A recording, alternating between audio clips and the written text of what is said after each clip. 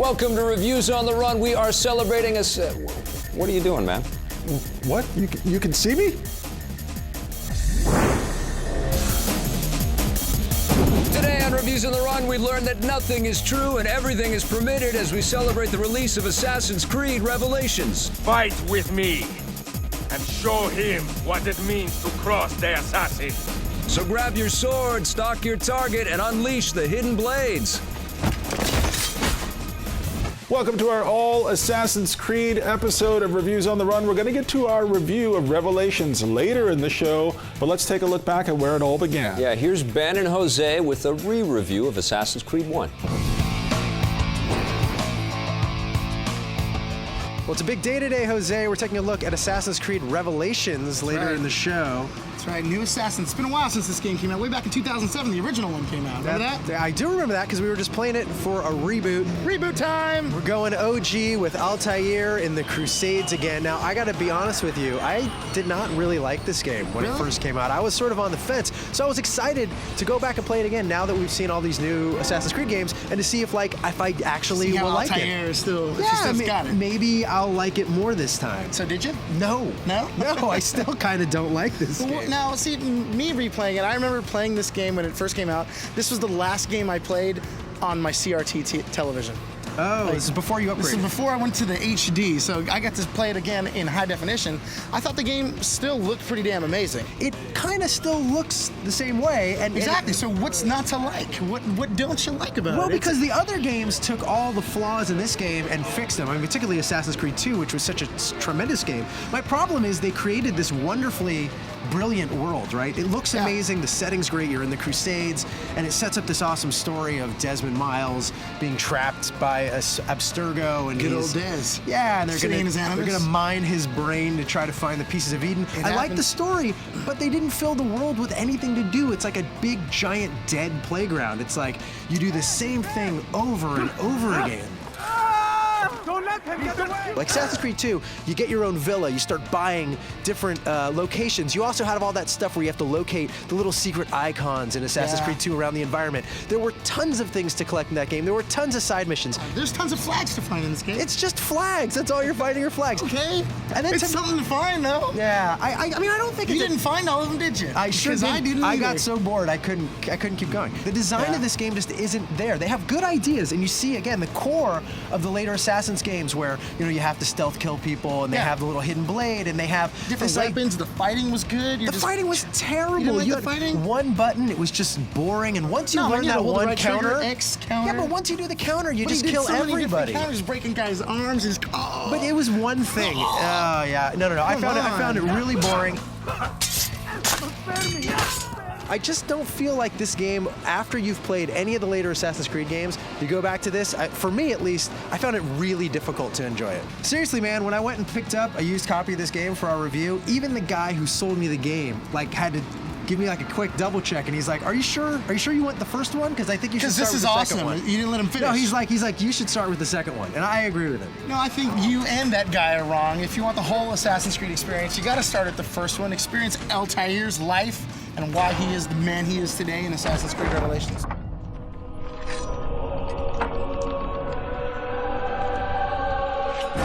That's why I'm giving Assassin's Creed 8 out of 10. You're crazy. This game is a 6 out of 10. You can skip it. Start with Assassin's Creed 2. Did you keep a running tally on how many people you assassinated in the game? What'd you get up to? I got it 72. Is that a lot? No. Is that not many? Is that not enough? Not enough. Okay, I'll go assassinate more. Still to come on Reviews, learn from the past, get rearmed online, reveal the revelations, and learn about the Brotherhood. But coming up next, take control of Ezio Auditore da Firenze.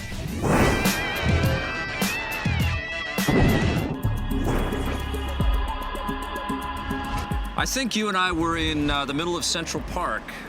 It was one of our first meetings. We reviewed Assassin's Creed 1. Were we in a horse-drawn carriage? No, that was another day. I was playing the game in the hotel room, fervently working my way through the game and just absolutely blown away. It was a big shock, a big surprise. Here we are. This is the third major console release in the last 4 years with Assassin's Creed. It's called Assassin's Creed Brotherhood. There's been all kinds of portable spin-offs. Would you have dreamt that there would have been this much Assassin's Creed Victor, 4 years ago. No, I would not. I wasn't a big fan of the first game. Yep, I recall. But the second game, you and I were nuts for. I think we Yep. both gave it double tens. Deserved it. Deservedly so. Yep. All of the usual suspects are back. Kristen Bell reprises her role. Yeah, Nolan North as... Nolan North, we haven't heard him in a while, remember? He was in every other game well, for a while. it's crazy. Nolan, it's nice to hear your voice Yeah. again. I miss your dulcet tones. He looks so old.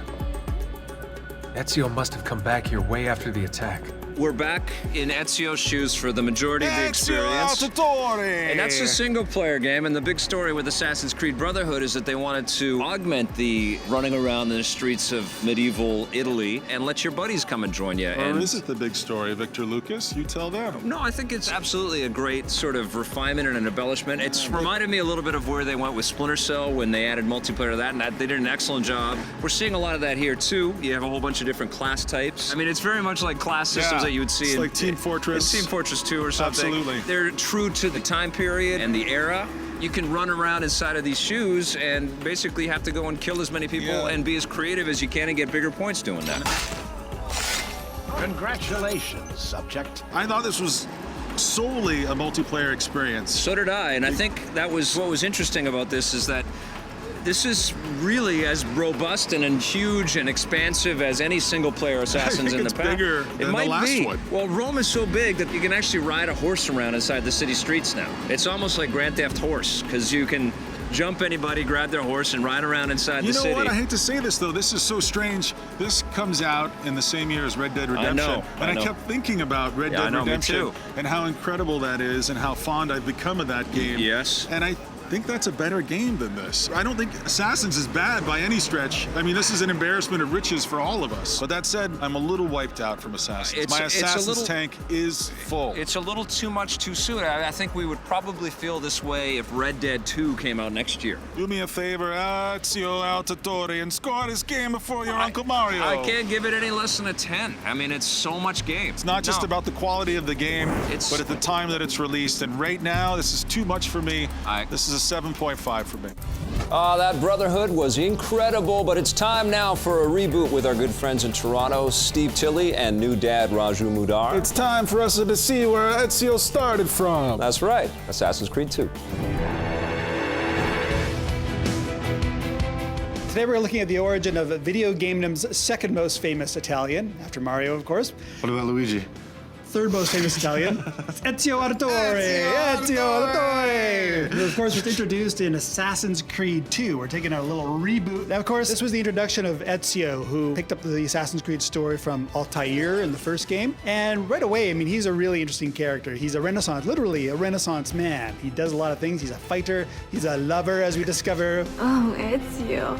And his whole family is unfortunately embroiled in this political conflict. You and your accomplices stand accused of the crime of treason.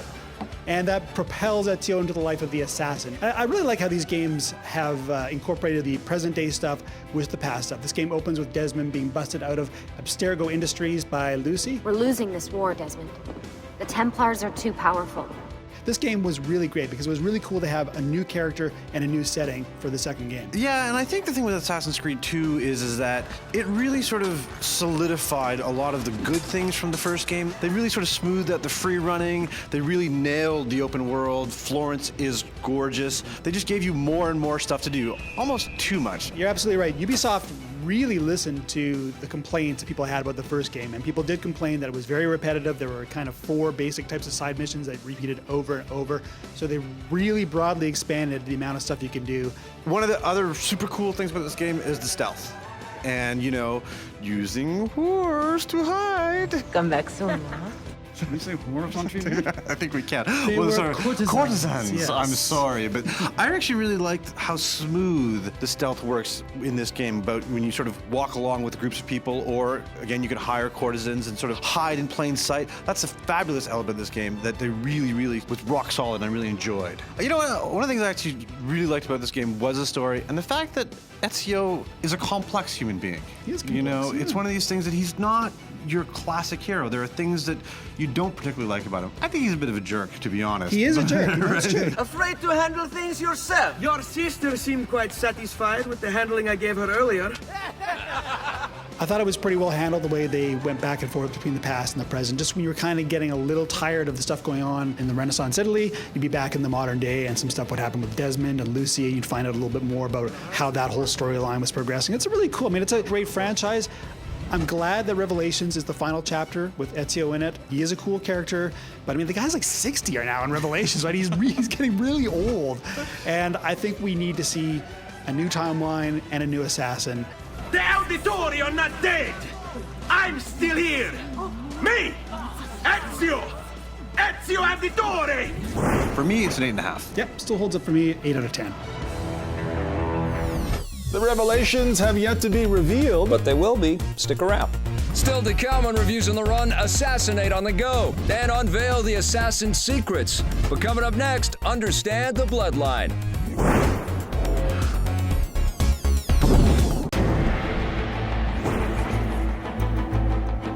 In 2009, just as Assassin's Creed 2 was hitting the market, Ubisoft invested in a very cool thing. They decided to make their own mini-movies. They called them Assassin's Creed Lineage. how do they release these things? I think these were all available on the internet, probably on the Ubisoft website. I have the internet now. And what they've done now is they've collected the mini episodes, put them all together into a mini movie onto Blu-ray, and you get a whole bunch of behind-the-scenes extras and stuff. You and I sat down and we watched it together. Yeah. What'd you think? I was bored to death.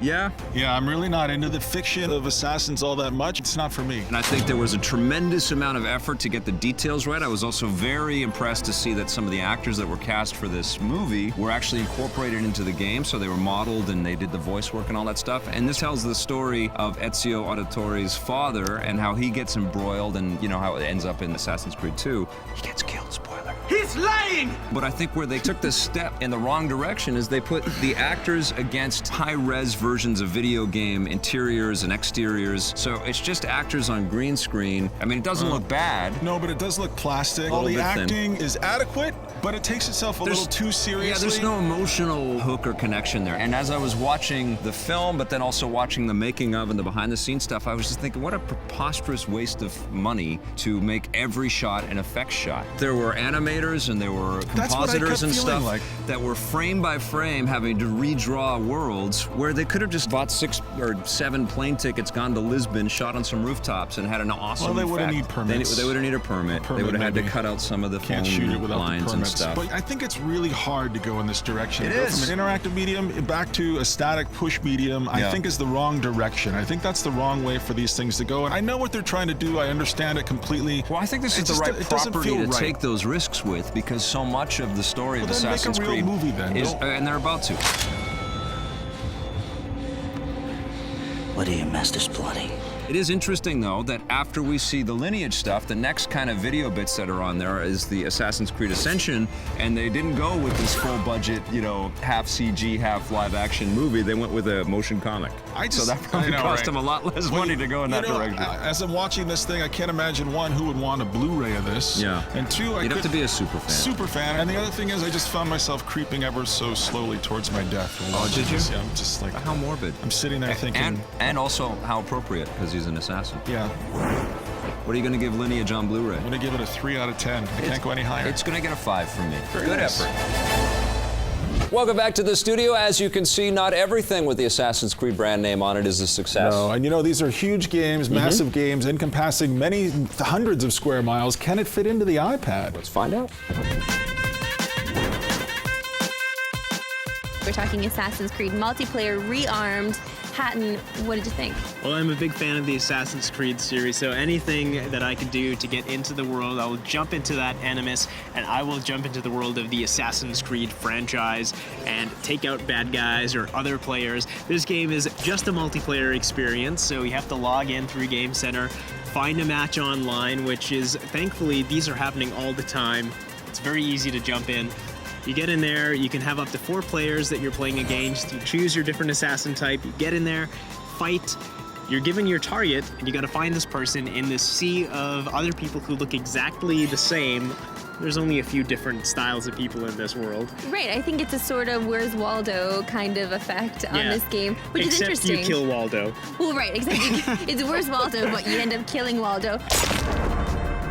I found that the first couple of games I was just awful and getting massacred. But after a while, I understood that what you want to do is you want to blend in with the crowd. So you want to just keep the movement going, and you do that by just tapping where you want to go, and that's really the only control you use. There are only 4 slots available for players. Sometimes you'll just be playing against one other person, which is both really enjoyable and really frustrating at the same time, especially if that other person loses their connection for whatever reason. This is just a very, very small something that you can play for free. It is one of those freemium games though, so you have to watch out for people that have upgraded with their own money when you're playing them online. There's a lot of frustration here though, and I'm not sure I can recommend the game for that reason. Really? Because I had a lot of fun with this, even though this is one of those games where you do need an internet connection, so you are likely going to be playing this at home unless you've got 3G on your device. I wish that there could have been something more here, especially with the controls. I would have liked a little bit of a single-player experience in this one, given the fact that I might want to play this when I'm on the bus when I don't have an internet connection on my iOS device. So for that, it's going to lose some points. What will you give this one? I'm giving Assassin's Creed Multiplayer Rearmed a 6.5 out of 10. I'm going to go a little bit higher and give this one a 7. When we come back, the Assassins unite. Yeah, maybe Lucy will come back from the dead. Spoiler alert, man. Come on. Sorry. Coming soon to reviews, head to the front lines with Modern Warfare 3. Feel the need for speed with The Run. Rayman's back and the Rabbids are alive and kicking. And tomorrow on the show, we celebrate the anniversary of Halo. But coming up next, Revelations of the Brotherhood.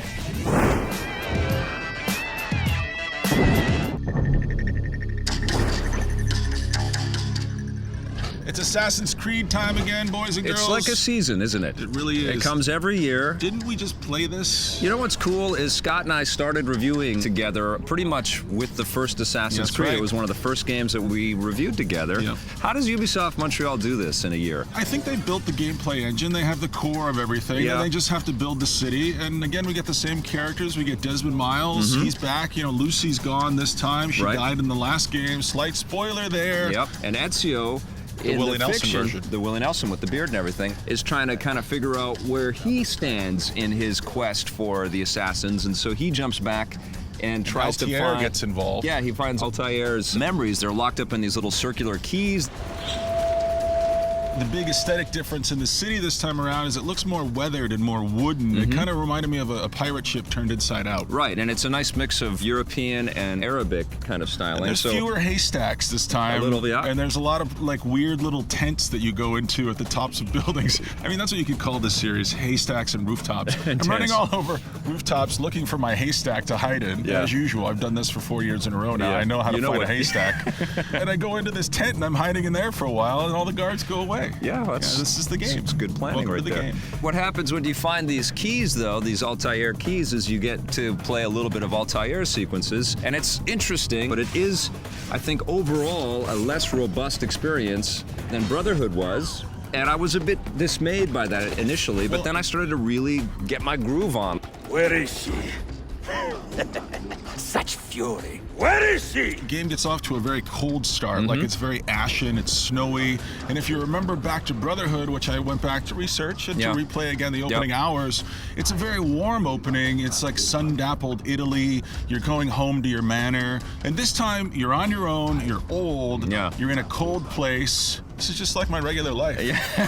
And you're being hunted right from the very beginning. You also get a couple of new things here. You get a kind of tower defense game in which you have... Which is a bit silly. It's a bit silly, I know, and it's a bit awkward. They're trying, though. I know. Just like in the last game, they tried to include multiplayer. Well, and they've got more expanded multiplayer this time. It's super fun and different and cool. I think I like the Uncharted multiplayer a little bit better. What did you think of the hook claw? Useful, and I think it's meant to expedite the grappling up of buildings. I wish I had it in all the previous Assassin's games. Yeah, it's hard not to look back in the rear view and really wish you could go replay those games with the hook claw. Well, now involved. there's no height that you can't really scale to, which is kind of interesting. I also like the parachute, which came in handy a couple times. I will say this about the game. I was a little put off. I was a little bit feeling like, okay, I've done this trip before. And then? It's got the Stockholm Syndrome thing, you know? Like, the more hours you spend with it, you love it. It's an achievement that they can create these huge open environments that you can go anywhere in, and it feels so effortless to move. What I love is the fact that these games don't feel like any other games I've ever played. They don't look like any other games I've ever played, and I like the aesthetic of them. I like what Ubisoft Montreal has done. I just think the whole damn thing needs a timeout. By the end of Brotherhood, I was done with Assassin's Creed, and now I'm really done with Assassin's Creed. Okay, I get you. What are you going to score? Revelations. Surprisingly, I still had a great time in this. 9 out of 10. What are you giving it? 7 from me. Take a year off next year, Ubi. Today on the show, Jose and Ben teamed up with Altair in the original Assassin's Creed. Ben found the game to be too stiff and serious, but Jose enjoyed jumping back in and learning where it all started. Stephen Raju joined up with Ezio Auditore in Assassin's Creed 2 for what could be easily considered the true start to the series. This game still holds up well today. Scott and I watched the lineage of Assassin's Creed on Blu-ray. Adequate acting and plastic backgrounds make this a tough bloodline to enjoy. Sean and Marissa got rearmed with Assassin's Creed multiplayer. An interesting take on the AC universe, but online connections seem to be problematic. Finally, Scott and I took on Assassin's Creed Revelations. The new additions to the arsenal are appreciated, but it's definitely way too soon for another Assassin's Creed game. Nonetheless, Assassin's Creed Revelations is the Rogers must-buy of the day.